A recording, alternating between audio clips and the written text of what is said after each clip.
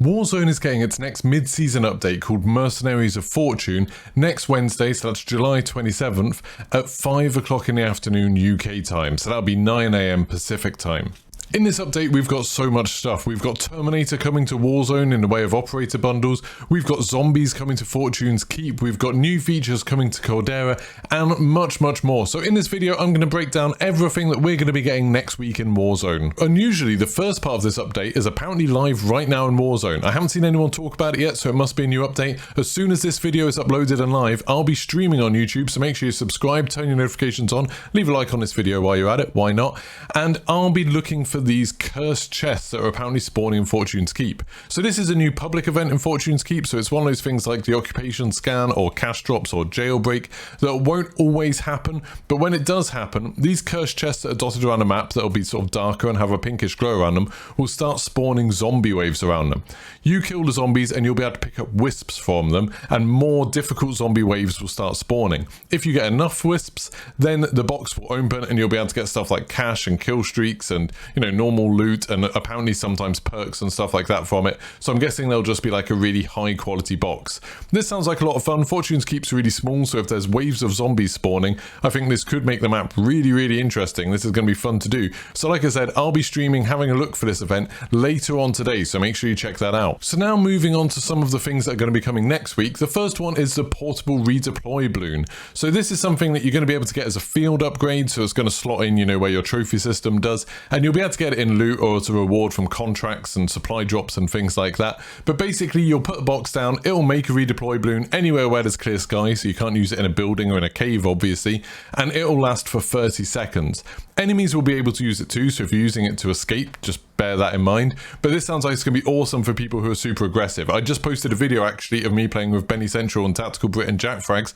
First time playing with that squad, and my god, they used the redeploy balloon so much just to get onto other squads, like just dropping from the sky and kill them all. So I think this is really going to change the game up for them. This is going to be really interesting. The next thing that's changing is something that we were promised at the beginning of last season they talked about, and that's that the armored truck is going to be coming to Caldera, and it now has a nitrous boost. Now I'm not sure this thing really needed a nitrous boost because it's unbelievably fast anyway. It seems to use the same vehicle physics as the Jeep from Vanguard, so it's really fast, really nimble, quite hard to drive at times, but now it's going to have a nitrous boost too. That's going to be loads of fun to mess around with. I'm quite looking forward to try and run people down with this, seeing if we can do some crazy jumps off peak and stuff like that. So it'll be fun to mess around with. Not sure how much it'll affect like the meta of the game because, like I said, it's very hard to steer. I'm sure you're just going to be running into walls with it, but it'll be fun to give it a go. So the next thing we're getting next week I'm super excited about, and that is Rebirth of the Dead. This is like Haunting of Verdansk that we normally get at Halloween, but coming to Rebirth Island. I'm assuming they're doing this early because obviously Modern Warfare 2 is coming out on October 28th, which is like the week of Halloween.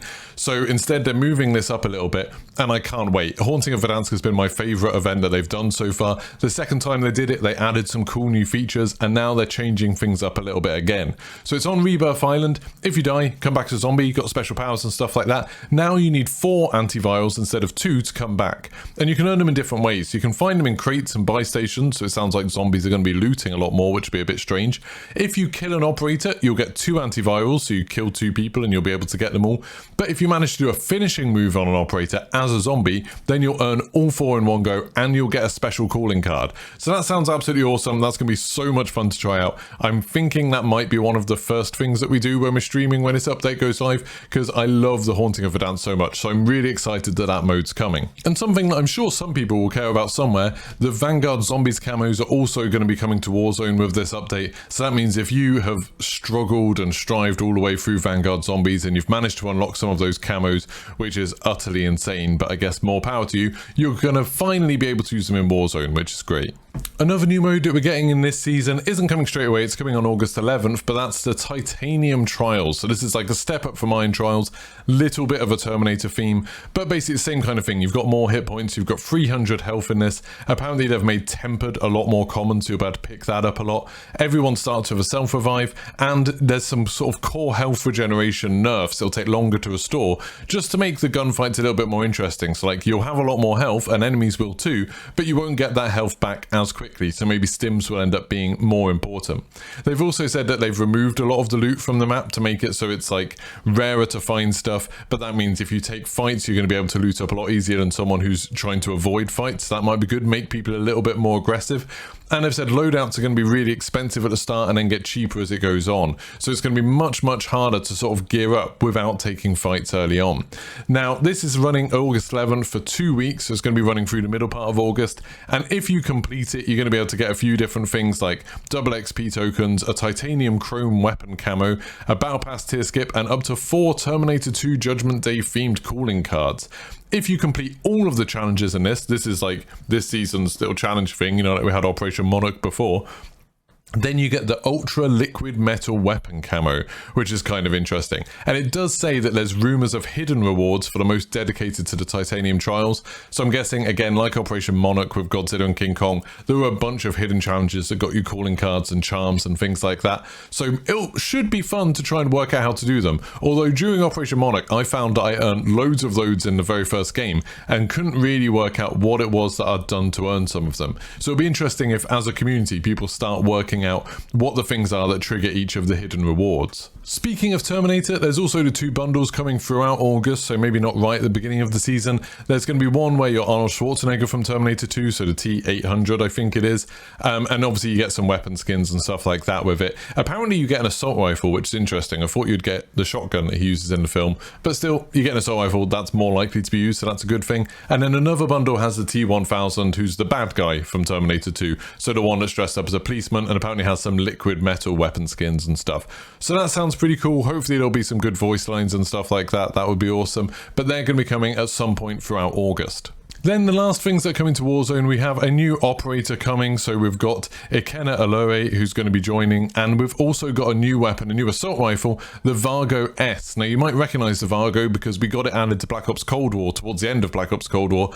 Now they've decided to add it to Vanguard as well. I'm not sure if it's exactly the same gun. I don't know anything about guns, but we're getting a new assault rifle, so that's always interesting. See whether it'll be as good as the NZ41. Maybe they'll actually finally balance the NZ41 and it'll go out of the meta. That'd be nice, just so some more different guns could be used. But for the Vargo, they've said it trades firepower for improved accuracy and fire rate. That makes me think it's going to be like the Growl, the Automaton, the Cooper Carbine.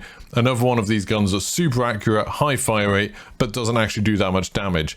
Those sort of guns are slightly annoying to use at the moment because if you end up fighting someone, you know, up close, you end up not being able to do enough damage to kill them. So it'd be a shame if it doesn't have its own sort of character, but hopefully they'll balance everything and it'll fit in somewhere in the meta.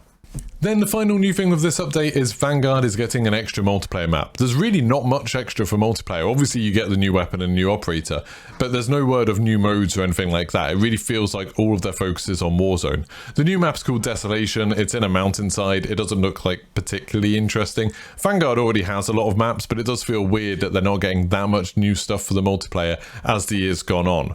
But that's everything for this update. So that's everything they've talked about in the blog post. There are going to be more blog posts over the next week. So I'll keep on updating you if there's anything super interesting in those. But right now, I'm going to head into a stream to try and find these cursed chests because I want to see some zombies and Fortune's Keep. If you liked the video, don't forget to like and subscribe, and I'll see you in a bit. Goodbye.